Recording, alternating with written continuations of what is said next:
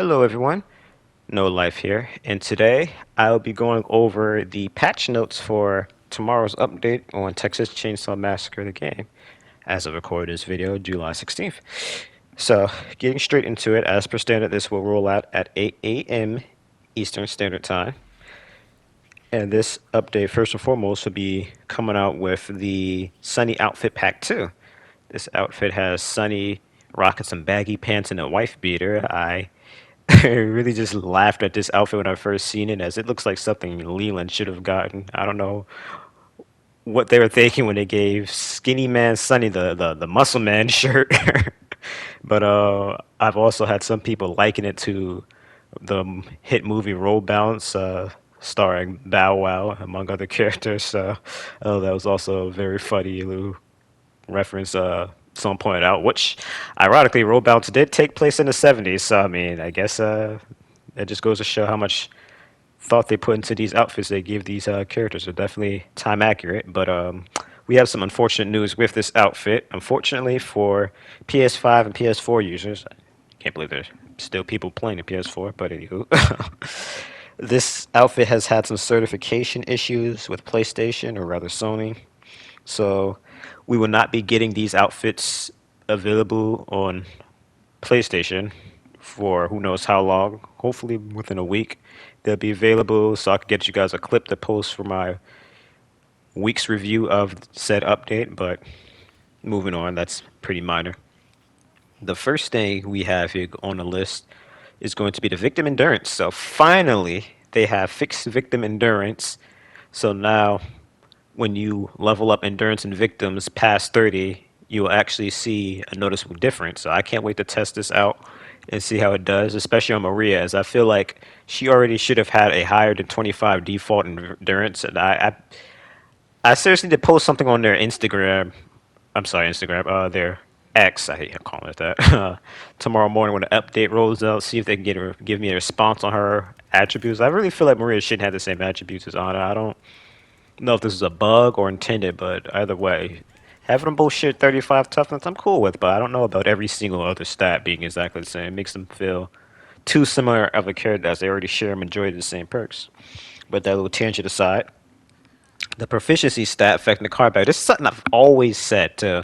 I always said that I feel like the proficiency stat does not affect the battery in a meaningful way. Now it's good to see I was not crazy, and indeed it is not letting you turn off that battery any faster. So there we go. That's good to be fixed. Well, for victims at least. This is overall, I'm just gonna say right now, this is overall pretty victim-sided update here. I'm curious to see what the victim queue time is going to look like for these next couple of weeks here, with all these nerfs to family and buffs to victims coming in here.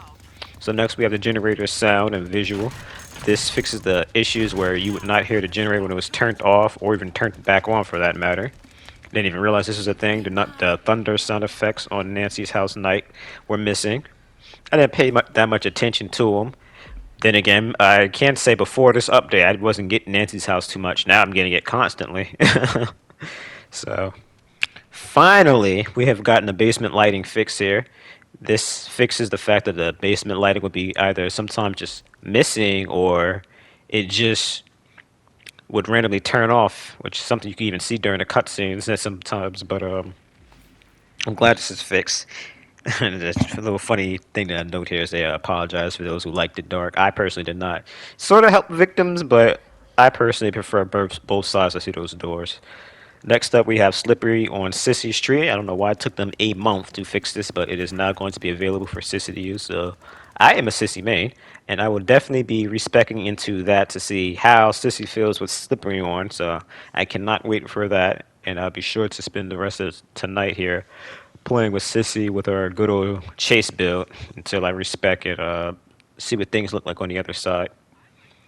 So we also have the disconnected nodes on Danny's tree. They made it seem like they fixed this all across the board. I guess not, but regardless, now we expected Danny, you have to worry about any issues with him having nodes that don't appear to connect. And while we're still on the topic of Danny, he had an issue on the right side of his tree where he could only get 48 out of 50, so now he'll be able to properly reach level 10. This is also an issue on Julie, which they claim to have fixed, but they're specifying it's only on the middle and the left side. I went far left, so I've definitely noticed I can only get her to level 9. She's missing a point or two. This is also an issue on Johnny. I guess I should have reported this to them. Maybe they would have fixed it, but I'll be sure to after this video because it's actually pretty funny. I have a build on Johnny where I put up at 42 savagery and 49 endurance. If I were to get one more skill point from him, I'll be able to get 42 savagery and 50 endurance, which, for those of you who do not know, 42 is a very great break point on Johnny where he can kill victims in about 6 hits, and then you start adding damage perks onto him. He only gets scarier from there. So, for those of you who are playing Johnny or even Manium for that matter, do not bother with that 50 savagery nonsense. Maybe it'll make a difference on damage breakpoints on, like, let's say someone squishy like Connie. But for the most part, 42 is where you want to put them, and then just put on some damage perks. That's where you really start to see the difference on kill times. Now, this is one I'm very excited for. That's going to be Maria's eyes. They fixed the textured issue on Maria's eyes that made it like she was a zombie. How funny it was for the memes of that. Again, when you got a little too close to her face, it just gives you goosebumps. It's just one of those creepy type of things. So I'm glad they finally got rid of that. Took them long enough. That extra week it took for this update was really hurting, but that is going to be about it for all the patch notes. So I actually saved this for last, and that's going to be the grandpa perks.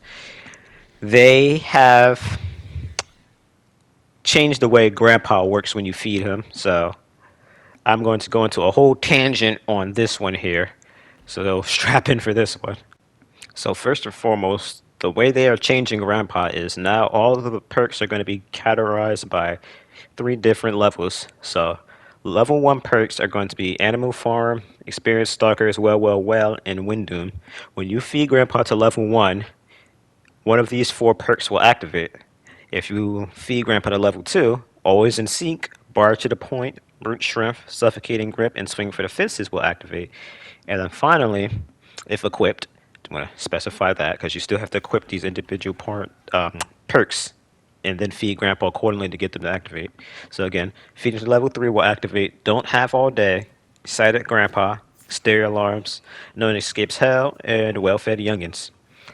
Now, one thing that they also wanted to specify for those of you who were a little confused on the matter is that if, let's say, all 3 of the family is running Animal Farm, and Windom, if you feed Grandpa to level 1, all 3 of those perks will activate. Likewise, if you get to level 2, if you have, let's say, Animal Farm, Suffocating Grip, and then Brute Strength 1, again, you've already would have gotten Animal Farm activated from level 1, then you'd get the other 2 perks at level 2 to activate. Same for level 3. If you're running No One Escapes Hell, Exterior Alarms, and let's say Well-Fed Youngins, as soon as you get them to level 3, all 3 of those perks will activate.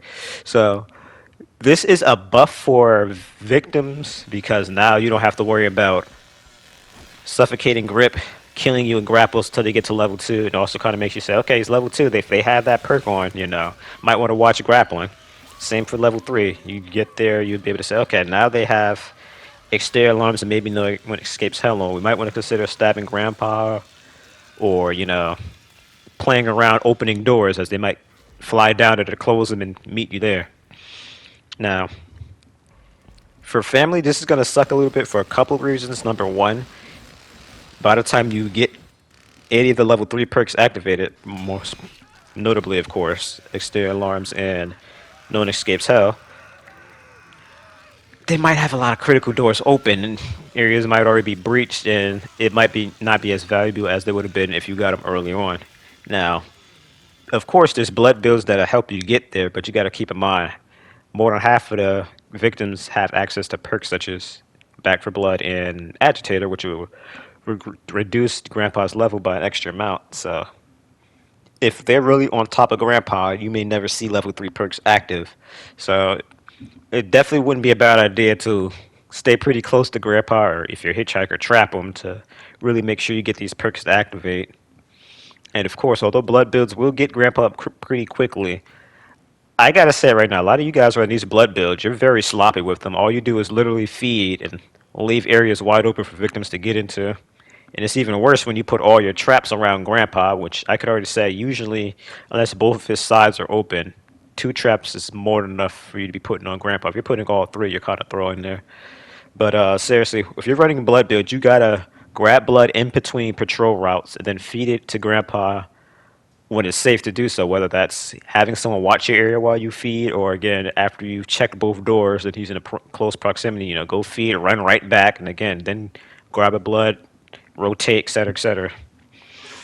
This is very frustrating when I'm playing family and I'm getting a hitchhiker feeding blood and leaving the battery wide open so then they easily breach it while I'm holding down Jin because at this point it's either I try to rotate both maps, which generally only Leatherface has the potential to do, or I'd sit down on one side and again just let that breach happen.